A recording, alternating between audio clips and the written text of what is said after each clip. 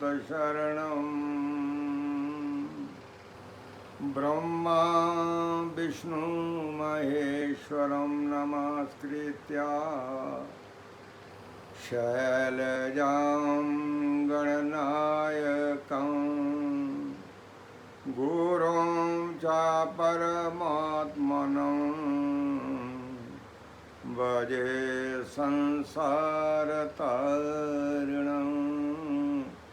भजे संसारतारिणं भजे संसारतारिणं।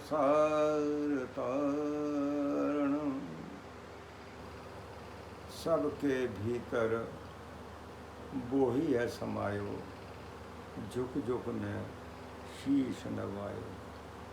सबके भीतर वो ही है समायो, झुक झुक में शीश नवायो।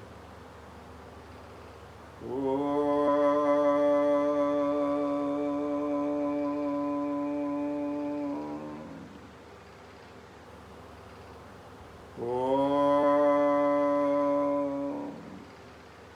उठ जाग मुसाफिर भोर वही, अब रैन कहाँ जो सोबत है।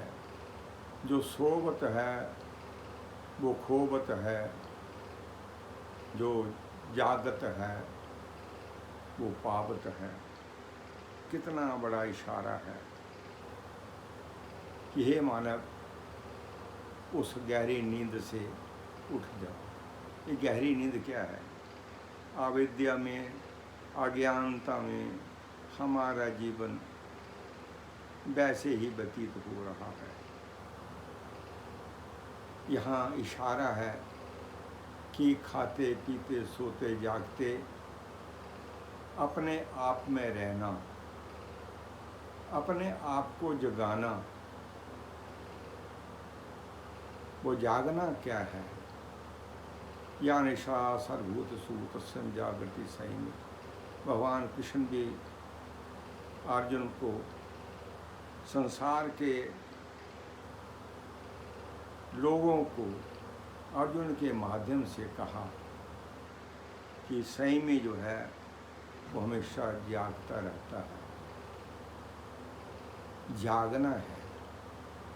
और जो नहीं जागा है उनको मानसिक दैहिक किसी न किसी किस्म से वो पीड़ित रहते हैं। इसलिए जागना है। जागने के बहुत बहुत साधन हैं, तरीके हैं। उनमें से यहाँ चर्चा होगी, कुछ बताएंगे। मेरे पास विभिन्न भिन्न निम्न निम्न श्रेणियों के या योगाबद्ध स्टूडेंट आते हैं और कहते हैं कि हमारे अंदर सेल्फ कॉन्फिडेंस की कमी है, कुछ बताइए। आत्मविश्वास की कमी क्यों है? इसीलिए है कि हमारे अंदर कोई न कोई किसी न किसी लेवल पर, चाहे वो बचपन का है, चाहे पूर्व जनित है, चाहे एनवायरमेंटल इफेक्ट है, कुछ न कुछ उसके पीछे राज है। ज्योतिष में तो ऐसा भी आता है कि जब हमारा चंद्रमा या जो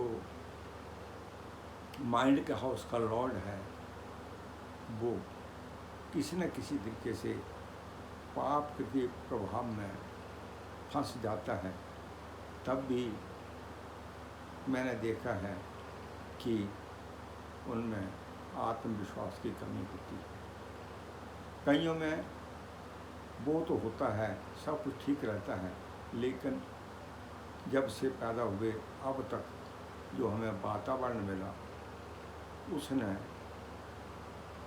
उसको उस तरीके से अपने आप को डिप्रेशन में ले गए, आत्मविश्वास में कमी हो गई। सबसे बढ़िया तरीका अपने आप को जागना है। उसके लिए हमारे ऋषि मुनियों ने संध्या बताई है। संध्या, हाँ, संध्या क्या है? संध्या है सुबह और शाम जागते रहना, उस वक्त सोना नहीं। आजकल के बच्चे हैं, वो उठते ही जब सूर्य उदय हो जाता है, लेकिन जब सूर्य निकलने लगता है उस वक्त जो 15 मिनट होते हैं, उस वक्त वो जो बेला है वो है मिलन की बेला। रात्रि गई और सुबह का सूर्य निकला, शाम का सूर्य ढलने लगा तो रात्रि का तारापति का राज्य आ गया। लेकिन ये जो बीच का समय है, इसी में ये मिलन है, ये नेगेटिव पॉजिटिव एनर्जी का मिलन है, ये आत्मा और परमात्मा का मिलन है। ये समय बहुत ही यूनिक है। हमारे ऋषि मुनियों ने इसके ऊपर खूब जोर दिया है कि कुछ साधना करनी है तो इस समय करो। क्यों? क्योंकि इस वक्त हमारे भीतर सुषुम्ना नाड़ी, हमारे भीतर 3 नाड़ियाँ हैं। 72,000 नाड़ियों में से 11 में से 3 प्रमुख हैं, जो कि हमारे मेरुदंड में मूलाधार चक्कर से यहाँ से होती हुई यहाँ मिलती हैं। कहते हैं जैसे गंगा यमुना सरस्वती मिल जाती कहते प्रयाग, वैसे ईड़ा पिंगला सुषुम्ना का है संगम अपार। यहाँ पर संगम है, यहाँ पर, और उसमें वहाँ पर जो संगम है उसमें क्या है? लगाया गोता त्रिवेणी में, आँख कान मुख मीच, भेद दर्शाया निज स्वरूप का, अजब गुरु की सीख। यहाँ पर ध्यान लगाना है। उस वक्त जो बताया है 15 मिनट, उस वक्त क्या होता है? संध्या काल में, सुबह हो तो शाम हो, उस वक्त शांत भाव से बैठ गए और अपना आज्ञा चक्र पर ध्यान लगाया। आज्ञा चक्र पर ध्यान लगाने से जो सुषुम्ना है उस वक्त वो चलती है। सुषुम्ना का मतलब ये है कि ये 2 नाड़ियाँ हैं, एक चंद्र नाड़ी है, एक सूर्य नाड़ी है। एक तरफ राइट है, वो सूर्य का प्रभाव है, वहाँ पर गर्म नाड़ी है, और बाईं तरफ जो है वो आपका चंद्र नाड़ी है। तो दोनों का मिलन, ठंडी और गर्म, जैसे कि बिजली की तारें 2 नेगेटिव पॉजिटिव मिलती हैं तो बल्ब जगता है, इसी तरह से दोनों के मिलने से यहाँ पर जगमगाता है, आपकी लाइट, आपका रोशनी दिखाई देती है। तो उस वक्त वो जो दोनों लाइनें हैं वो उस सुषुम्ना में मिल जाती हैं। वो दोनों मिल कर के वहाँ पर एक, और वो साधक जो है वो वहाँ पर कहा कि लाया गोता त्रिवेणी में, यहाँ पर लगाना है गोता, मतलब you have to concentrate on this point. बिल्कुल शांत भाव से डोल बैठ गए और यहाँ पर डोल चुपके से जो हो रहा है उसको होने दो। बस पहले तो यही करना है कि जो हो रहा है उसको होने दो, होने दो, होने दो। कुछ दिनों के बाद अपने आप ही कुछ न कुछ प्रभाव होगा, अंदर की ऊर्जा जो है वो सुप्त चेतना जो है वो निकल जाएगी। लेकिन अगर ऐसा नहीं होता है तो और भी बहुत से तरीके हैं।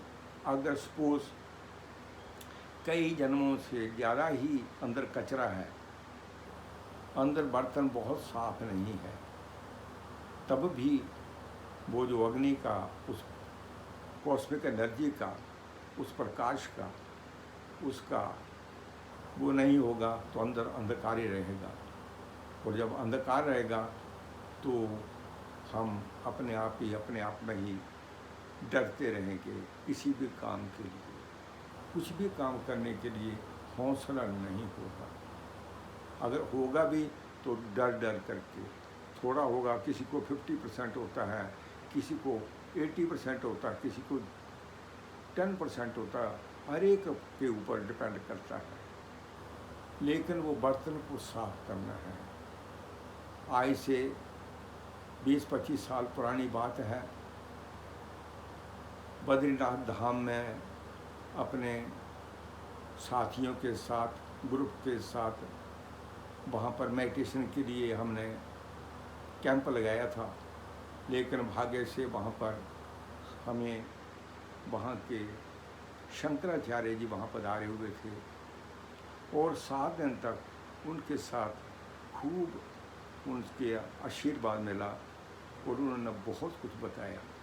एक दिन बैठे हुए थे, मैंने कुछ पूछा तो उन्होंने बड़े प्यार से मुझे कहा, एक अपने भक्त को कहा, ये बर्तन लाओ। वो बर्तन लाया, लोटा था, तो बाहर से मैला था और उसमें थोड़ा दिखना अच्छा नहीं लग रहा था। तो कहा कि इसको साफ करके लाओ।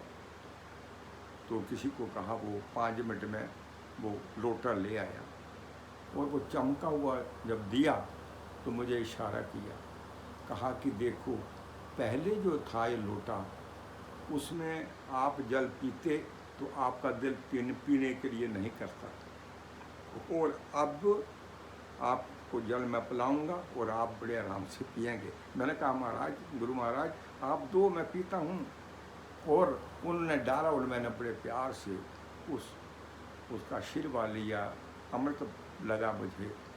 कहने का मतलब ये है कि बर्तन को साफ करना है। उन्होंने कहा इसी तरह से हमारे अंदर भी जो काई जमी हुई है, हमारे चित्त में, हमारे अंतःकरण में, वो चाहे वो पूर्व जन्म की हो चाहे अभी की हो, किसी न किसी कारण जाने अनजाने में अंदर जो अंदर कुकर्म भरे हुए हैं उनको साफ करना है।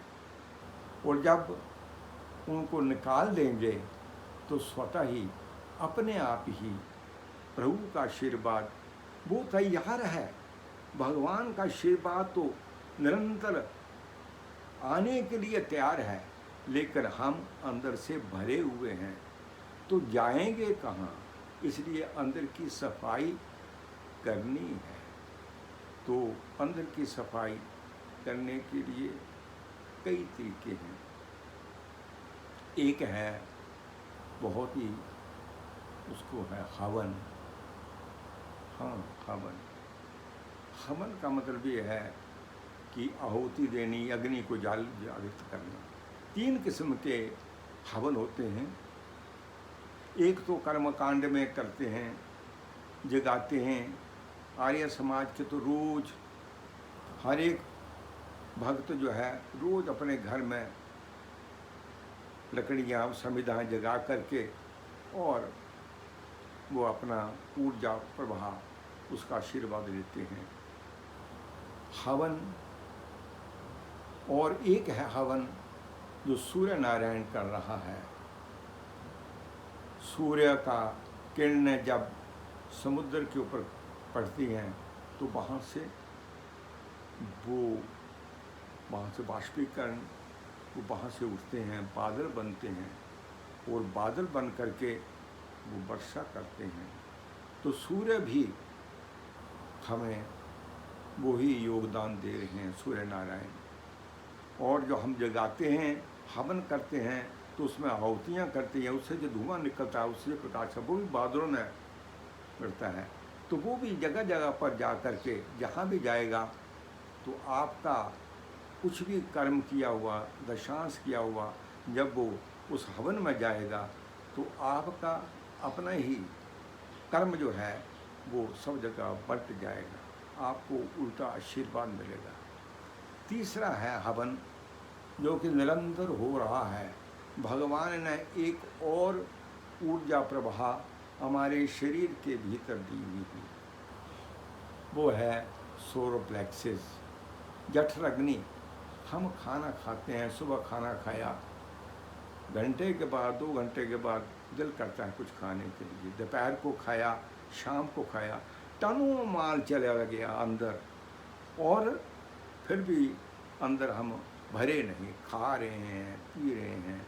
तो क्या हुआ है कि वो खा रहे हैं, उसको वहाँ पर जो जठराग्नि है वो क्या करती है, उसको भस्म कर देती है। और जब भस्म करती है तो उससे ही रस, रक्त, मांस, मेदा, अस्थि, आर्तव, बोन मैरो और ऊर्जा बनती है, ओरा बनता है। जो खाओगे वैसा ही खाएंगे, वैसा होगा मन। कहने का मतलब ये है कि वो जो खा रहे हैं उसको हाजम करने के लिए यहाँ पर जो हम ये प्रक्रिया करने वाले हैं, उसमें क्या होता है कि उस अग्नि को जगाना है, सूर्य की अग्नि को यहाँ पर जगाना है। तो और उसमें प्रभाव को प्रभावित करना जो है, उसमें और आशीर्वाद लेना। कहाँ से? क्योंकि ये जो अब यहाँ पर जो है वो भी सूर्य का ही यहाँ पर प्रभाव है। लकड़ी को जलाएंगे तो अग्नि जो है वो लकड़ी में ऑलरेडी है, लेकिन संपर्क अग्नि के साथ जगने से लकड़ी जो है वो जग जाती है। इसी तरह से हमने यहाँ पर जो कईयों का सोलर प्लेक्सस बहुत कम ऊर्जा है, खाना पचता नहीं है, उसके लिए भी बड़ा अच्छा है। तो क्या करना है, डोल बैठ गए और सूर्य भेदी प्राणायाम करते हैं। एक है सूर्य नाड़ी और एक है चंद्र नाड़ी, और इस दोनों में से सूर्य नाड़ी जो है उसका संबंध हमारा किसके साथ है? सन के साथ है। और चंद्रमा का जो नाड़ी है उसका चंद्रमा के साथ है। ये ठंडी है, ये गर्म है। यहाँ पर हमने सोलर प्लेक्सस में लेकर के यहाँ पर हमने ऊर्जा इसको जगाना है। तो क्या करना है कि सूर्य का ध्यान करना है। ओम जय सूर्य भगवान, करूं मैं तुझे प्रणाम, एक किरण दो मुझको दान, मेरे सुधरे बिगड़े काम। अपने ऑटो सेशन से you have to bring that energy, इस यहाँ पर ले आनी है अपने आप से। अपने सोचना है, ऑटो सेशन से अंदर से सोचना है कि हमारा जो है ऊर्जा प्रवाह, वहाँ की किरण हमारे यहाँ आ रही है। दूसरा तरीका, लंबा गहरा सांस लिया 11 बार। तो मैंने यहाँ नाड़ी बंद करूँगा, ऐसे किया, ऐसे यहाँ से ऐसे, तो इसको चंद्र नाड़ी को बंद कर दिया और इसमें से करना है ऐसे। तो 11 बार करेंगे इसको।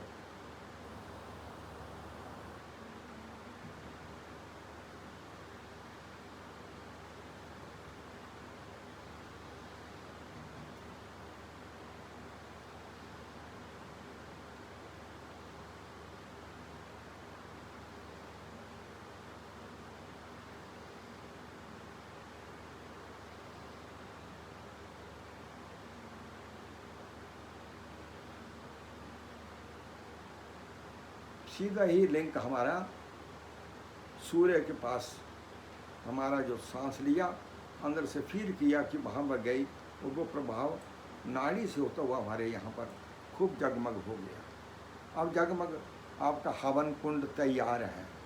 अब आहुति देनी है। आहुति किस चीज़ की देनी है? आहुति देनी है जो कुछ भी हमने अंदर जो कुछ पाल रखा है, जाने अनजाने में अंदर जो नेगेटिव एनर्जी है, जो जिसको हम पाप भी कह सकते हैं। हम चलते हैं कुछ न कुछ, चलते चलते ही चींटियाँ अपने आप ही या कोई न कोई चीज़ दब जाती है। आपको पता नहीं लगता कितने जीव हमारे से अपने आप ही मर जाते हैं। अहिंसा परमो धर्म। तो इसी तरह से और भी हमारे से इस मन से गुनाह होते रहते हैं। तो इसका बहुत अच्छा तरीका यही है कि सीधा ही हवन करना है। पंचकोशी क्रिया। पंचकोशी क्रिया का मतलब ये है कि 5 हमारा लेयर्स हैं शरीर के। पहला जो है पूरे पाँव से लेकर के यहाँ तक एक है हमारा अन्नमय कोश, ग्रॉस बॉडी, जिसमें कि आपके हाँ रुधिर, हड्डियाँ या आंतड़ियाँ, जो कुछ भी अंदर बना हुआ है, बालों से लेकर के चमड़ियों से लेकर जितना भी है, ये सारा जो है, ये इसके अंदर, इसके साथ में जो कुछ भी हमारे अंदर बीमारियां पैदा होती हैं, कुछ होता है, तो उसको उस हमारे कुकर्मों से उसका फर्क पड़ता है। तो उसकी एनर्जी, जो नेगेटिव एनर्जी है, इसको साफ करने के लिए हम क्या करेंगे कि गायत्री मंत्र को छोड़ करके हम अभी करेंगे महामृत्युंजय मंत्र, जो कि मृत्यु को करने वाला है। तो उस मंत्र को करेंगे और अंदर से फील करेंगे, ओम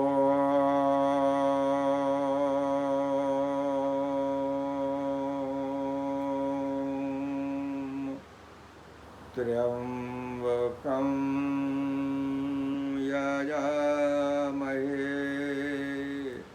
सुगंधिं पुष्टिवर्धनम् उर्वारुकमिव वन्दनान्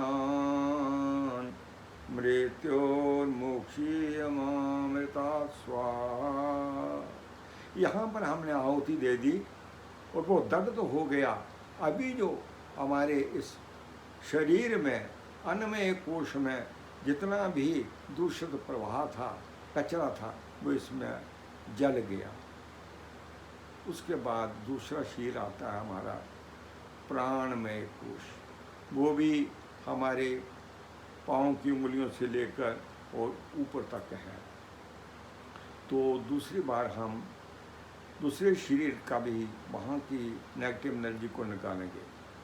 ओम त्र्यंबकं यजामहे सुगंधिं पुष्टिवर्धनम् उर्वारुकमिव वन्दनान् मृत्योर्मुक्षीयमामृता स्वाहा। अब मनोमय कोश, वो भी हमारा पाँव से लेकर यहाँ तक है, चंचलम ही मना कृष्ण, मेंटल बॉडी। तो यहाँ पर जितना मन में हमारे उस शीट में वो जो कचरा है उसको निकालना है। ओम त्र्यंबकं यजामहे सुगंधिं पुष्टिवर्धनम् उर्वारुकमिव वन्दनान् मृत्योर्मुक्षीयमामृतात् स्वाहा। अब उसके बाद हमने विज्ञान में इंटेलेक्चुअल बॉडी का, वहाँ का उस शरीर का करना है, वो भी पाँव से लेकर के और ब्रह्मांड तक पूरे में फैला हुआ वो शरीर है, शीट है। तो यहाँ से करें ओम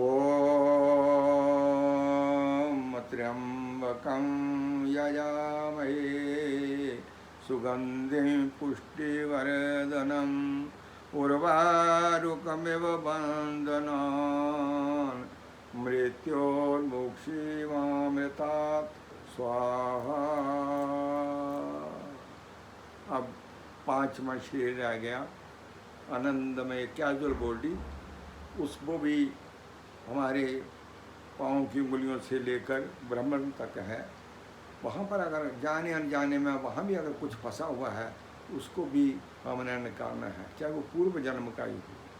तो क्या है, ओम त्र्यंबकं यजामहे सुगंधिं पुष्टिवर्धनम् उर्वारुकमिव वन्दनान् मृत्योर्मुक्षीयमामृतात् स्वाहा।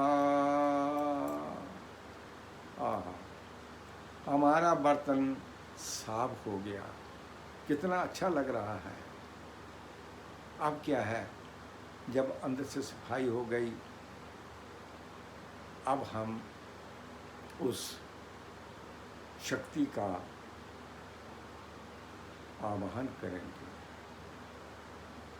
अंदर, हमारे अंदर इन्हीं 5 कोशों में हमने अंदर ले जाना है और हम अब करेंगे गायत्री मंत्र।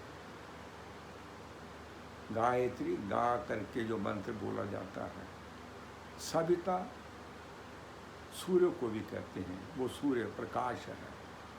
और जब हम उसका आवाहन करते हैं उस प्रकाश का, तो पूरे शरीर में 5 कोश में उसको पुनः हमने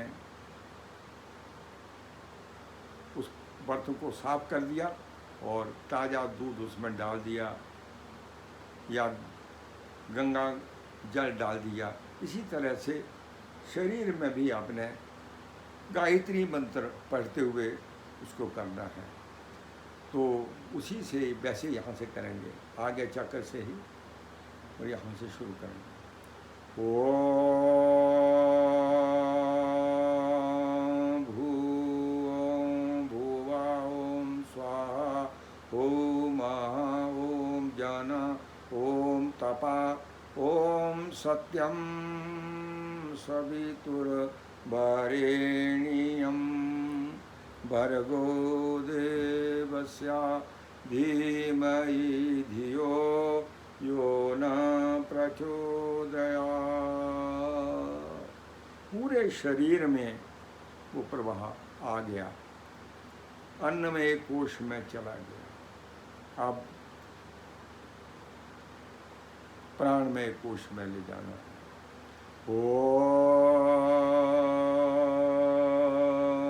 भूओम भुवा ओम स्वाहा ओम महा ओम जन ओम तपा ओम सत्यम ओम सवितुर्वरेण्यं भर्गो देवस्य धीमहि धियो यो न प्रचोदयात्।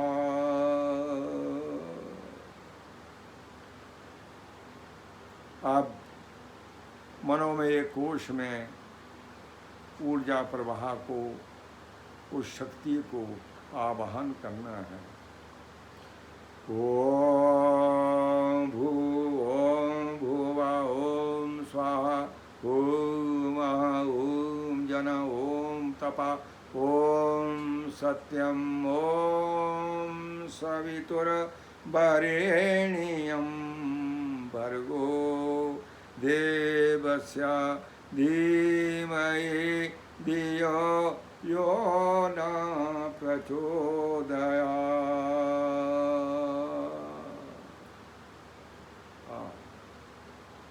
अब इंटेलेक्चुअल बॉडी में ले जाएंगे। ओम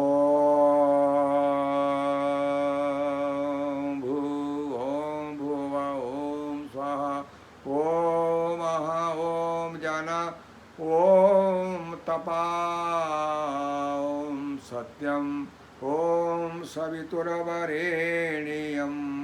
भर्गो देवस्य धीमहि धियो यो न प्रचोदयात् स्वाहा।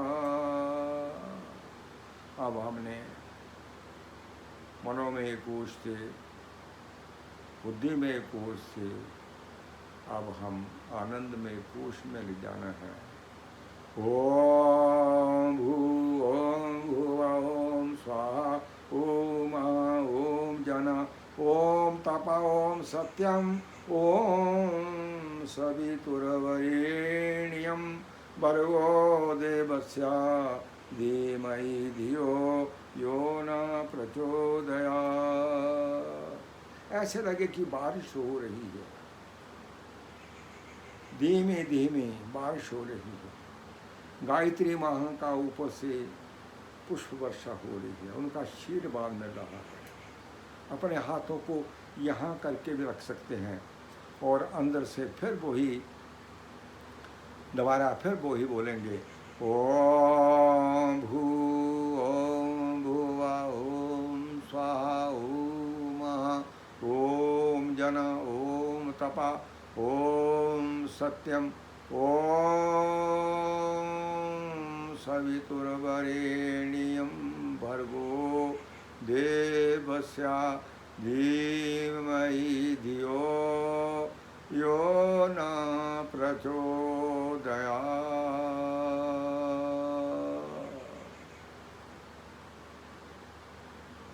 हाँ, अब हम इसी को, हमारे शरीर में ऊर्जा प्रवाह हो गया। अब हमारे शरीर में जो 7 किस्म की एनर्जी है, नाभि से 1.5 इंच नीचे से यहाँ से पूरे शरीर में जो फैली हुई है वो तो 72,000 नाड़ियाँ हैं। कॉस्मो एनर्जी वो नाड़ियाँ जो हैं वो हैं, ऑपरेशन करके भी दिखाई नहीं देती हैं। और एक है हमारे प्लेक्सिस चक्कर, तो एक है पृथ्वी तत्व नीचे, सबसे भारी जगह है ये, पृथ्वी भारी होती है। तो मूलाधार चक्कर में तो वहाँ पर ध्यान किया ओम भू, 4 उंगलों पर जल तत्व है, उससे हल्का है, पृथ्वी से थोड़ा हल्का है। भूवा,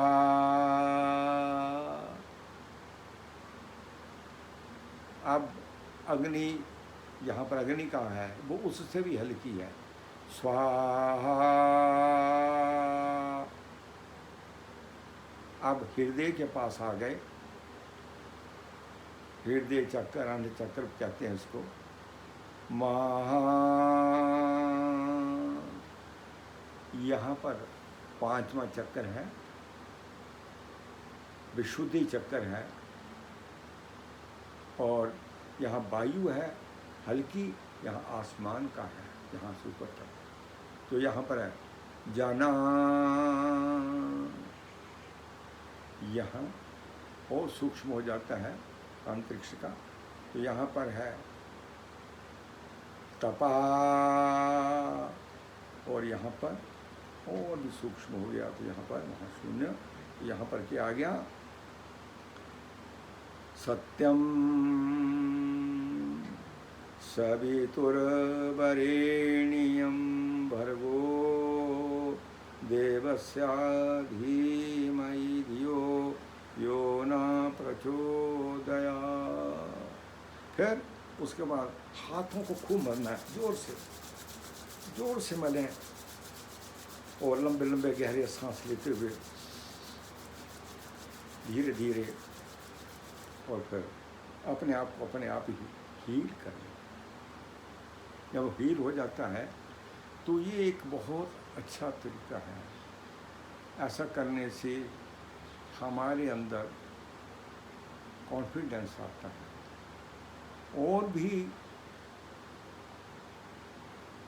करने के लिए, कॉन्फिडेंस को ठीक करने के लिए, इससे कॉन्फिडेंस आएगा, लगेगा कि मेरे अंदर फूल आ गया है। लेकिन जो ये नहीं कर सकते, ऐसे बच्चे भी हैं कि बहुत मुश्किल लगता है उनको हनुमान की शरण में जाना है। एक फ़ोटो लिया और फ़ोटो को अपने जहाँ वो अपने स्टडी रूम है वहाँ रख दिया, अच्छी सी ऊँची जगह में, और वहाँ पर उनकी पहुँच के बिल्कुल सामने हो, और उसको देखा। वो जो बोला मैंने 5 मिनट या 10 मिनट सुबह जब सूर्य उदय होता है, और संध्या, 2 टाइम, और उसको देखा। देखना है, आँखें खोल करके देखना है, क्योंकि आँखें खोल करके जब देखेंगे तो हमारे जो नेत्र हैं उसके बीच में एक पुरुष है, वो आपकी हमारी आत्मा है। पता है आत्मा का वास कहाँ कहाँ होता है? हाँ, जागृत अवस्था में जागृत अवस्था में आँखों के बीच में जो चमका हुआ सूरज वो दिखाई देता है, एक पुरुष सा दिखाई देता है, वो हमारी आत्मा है। हाँ, और स्वप्न में जब सोए हुए होते हैं, स्वप्न आता है ड्रीम में, तो कंठ में हमारी आत्मा का वास होता है और सुषुप्ति में हमारा हृदय में होता है। और समाधि में, एक समाधि है संप्रज्ञात समाधि, जिसमें कि हमें चित्र दिखाई देते हैं, देवी देवता दिखाई देते हैं, नेचर दिखाई देती है, झरने दिखाई देते हैं, प्रकाश दिखाई देता है, नाना प्रकार के जो भी जिस चीज़ की आप प्रार्थना करते हैं वो दिखाई देता है। कभी कभी यहाँ पर नाना प्रकार के आपको ग्रंथ लिखे हुए दिखाई देंगे, नाना प्रकार के कई अपना अनुभव बताते हैं, संप्रज्ञात समाधि। तो यहाँ पर जो है आगे चक्र में आत्मा का वास होता है उस वक्त। और एक है हमारा संप्रज्ञात समाधि, उसमें क्या है, ब्रह्मांड के ऊपर यहाँ पर प्राण और मन इकट्ठे हो जाते हैं, यहाँ पर कुछ नहीं है, महाशून्य है। यहाँ पर योग चित्त वृत्ति निरोधा वाली वृत्तियाँ एकदम निरोध हो जाती हैं। यहाँ पर सिर्फ आत्मा ही रहती है, आत्मा ही, जीव आत्मा यहाँ रहती है। तो अभी जो मैंने बताया कि उन आँखों से अपने नेत्रों को खोलते हुए आँखों में आँखें हनुमान जी के डालनी है, आत्मसात करना है, परस्पर देवो भावत। जिस देवता की हम पूजा करते हैं, सोचना कि वो हमारे अंदर आ गए, हमारे ऊपर कृपा हो गई, तो प्रार्थना की और उनको बड़े प्यार से, क्योंकि सारा काम जो है वो प्यार का है, चाहे संसारिक काम हो चाहे प्रभु का मिलन हो, प्यार से है। तो हनुमान जी का बच्चे ने वो देखा और बड़े प्यार से उसको देखते रहे और 5 मिनट में उनको लगेगा कि मेरी तरफ हनुमान जी देख रहे हैं, और आपको भी लग रहा है कि मैं उनको देख रहा हूँ, वो भी मुझे देख रहे हैं। जब आपको उनसे साथ और प्यार हो जाए तो आपने कहना,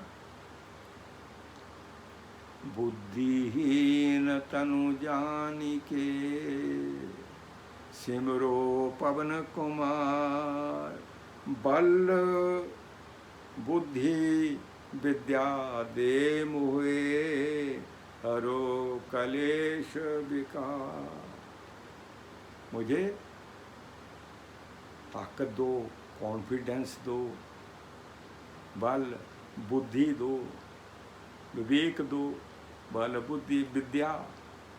पढ़ाई के लिए बड़े परेशान हैं बच्चे हैं, तो वो दो, बल बुद्धि विद्या दे मोहे। और छोटे मोटे जो मुझे साथ क्लेश होते हैं, जब मैं जाता हूँ, मैं डरता हूँ, कुछ करता हूँ, तो हनुमान जी को कहना कि मेरे अंग संग रहो। तो जब वो ऐसा कहेंगे तो हनुमान जी तो पवन हैं, अंजनी के पुत्र हैं। अंजनी का पुत्र का मतलब हमारे पूरे शरीर में वो स्वतः ही रहते हैं, हमें पता नहीं है, अंजनी है। तो इसलिए उनको आत्मसात करें, उनको कहें कि निरंतर रहो। तो बच्चों के लिए ये बहुत अच्छा है। कई बच्चों मेरे पास आते हैं कि नहीं, मेरा तो सारा क्लेश ठीक हो गया, मुझे बहुत अच्छा लगा, और मैं मेरी पढ़ाई भी हो जाती है, मेरे में ताकत भी, आप देखो गुरु जी कितना मैं अच्छा लगता हूँ। पहले से मैं कहा हाँ आप बहुत अच्छा लगते हो, अब आप होशियार हो गए हो। नहीं नहीं वैसे बोलो, तो मतलब वो बहुत खुश होते हैं। और जब वो, मैंने कहा जब आपका रिजल्ट आएगा तब बताना, जब आते हैं तो देखो इस बार मैंने पहले से ज़्यादा मार्क्स लिए। मैंने कहा ठीक है और करो। कहने का मतलब ये है उससे भी हो जाता है। तीसरा है हमारा कॉन्फिडेंस, हमारा जो लोग आपको प्यार नहीं करते हैं, अंदर सोचा है ना, उनके साथ संगति नहीं करनी। उन लोगों के साथ संगति करनी जो हाँ से आपको अच्छी शिक्षा मिले, जिनके अच्छे नंबर आ रहे हैं, उनकी लोग आदर करते हैं, उनके साथ मिलना। उन बच्चों को मैं ऐसे बोलता हूँ कि जिस सोसाइटी में आप रह रहे हों, उससे जितना आप अपने को अलग थलग करेंगे और अच्छी संगत में करेंगे, बोले कहा भी है, सत्संग बिना विवेक न होई, राम कृपा बिन सोल बन सोई, कि राम की कृपा होती है सत्संग से। सत्संग तो सत्संग में जाएं, अच्छे लोगों की संगत में जाएं, उससे भी वहाँ से जो ऊर्जा मिलती है, ऑटोमेटिकली वो प्रकाश, वो फल हर एक को मिलता है। इसलिए हम सत्संग में जाते हैं, सम्मेलन में जाते हैं, वहाँ क्या होता है, या वो इसलिए जाते हैं कि वहाँ से ऊर्जा, वहाँ का आशीर्वाद मिलता है और हमारा दोबारा रेनोवेशन हो जाती है। तो एक ये भी तरीका है कि सत्संग में जाना। लेकिन राम कृपा बिन सुल बन सोई, लेकिन ये जरूर है कि गुरु जी कहते हैं कि अपने को ध्याओ, अपने को पूजो, आपका राम आप ही में आप होकर रहता है। कहने का मतलब ये है कि अपने में ही अपने आप को, अपने राम को, अपने कन्हैया को, अपने मैया को, अपने शिव को, अपने हनुमान जी को, जो भी आपको प्रिय है, आपका गुरु जो भी है, उसको आप सतगुरु है, उसको अंदर, अपने अंदर ढूंढो। गुरु भी कहते हैं, हमारे गुरु जी कहा करते थे कि इस चोले को मत देखो, अभी मैं हूँ, उसके बाद और बूढ़ा हो जाऊँगा, और बूढ़ा हो जाऊँगा, तो मैं पहले जो था अब कुछ और है, तो मेरे चित्रों को मत देखो। क्या देखो? प्रकाश को देखो। मैं प्रकाश रूप होकर के आपके अंदर हूँ, उसकी वंदना करो। अपने गुरु को प्रकाश रूप में अपने अंदर ले आओ, इसलिए वंदना भी करो, तो उससे भी कल्याण हो जाता है। उसके बाद हमारा जो खान पान है, कई बार बुरी संगत से बच्चों को, चाहे मैंने देखा भी है, चाहे मेल हो चाहे फीमेल हो, कुसंगति से कुछ न कुछ उनमें भी दोष आ जाता है, वो भी डिप्रेशन में चली जाती हैं। उनको भी यही है कि संगति से बचना और खान पीन को जितना हो सके उतना सतोगुणी करना। सतोगुणी जितना प्रभाव करेंगे, उससे हमारा जो जैसा खाएंगे अन्न वैसा हो जाएगा मन, तो वैसा ही खान पीन में भी परहेज़ करना। इन चीज़ों का करते हुए भी सुबह उठो तो अपने, सुबह जब उठते ही हैं तब भी अपने धरती माँ को करो, अपने मम्मी डैडी को वहाँ के चरण स्पर्श करो, फिर स्कूल को जाओ, तब आनंद आता है। वैसे भी कहा है कि सोते समय जब सोने लगे, सोने का टाइम हो गया, लाइट ऑफ कर दी, सब कुछ खत्म हो गया, अब हम कहाँ जा रहे हैं? नींद में जा रहे हैं। कई लोगों को नींद भी नहीं आती, तो उनके लिए बड़ा अच्छा है वो भी, क्योंकि उनमें भी डिप्रेशन रहता है, कुछ ना कुछ कारण से, कोई ना कोई चीज़ अंदर से। व्यापारी है तो व्यापार की चिंता हो गई, जो स्टूडेंट है उसको इम्तहान की चिंता होगी, कल नंबर कैसे आएगा मेरा पेपर। कोई अपने बिजनेस से, कोई ना कोई किसी न किसी तरीके से, नानक दुखिया सब संसार, तो उनके लिए बड़ा अच्छा है। गहरी नींद आ जाती है, तो क्या करना कि जब लाइट ऑफ हो गई, सो गए, आंखें बंद कर लीं, तो अपने इष्ट का, अपने कन्हैये का, अपने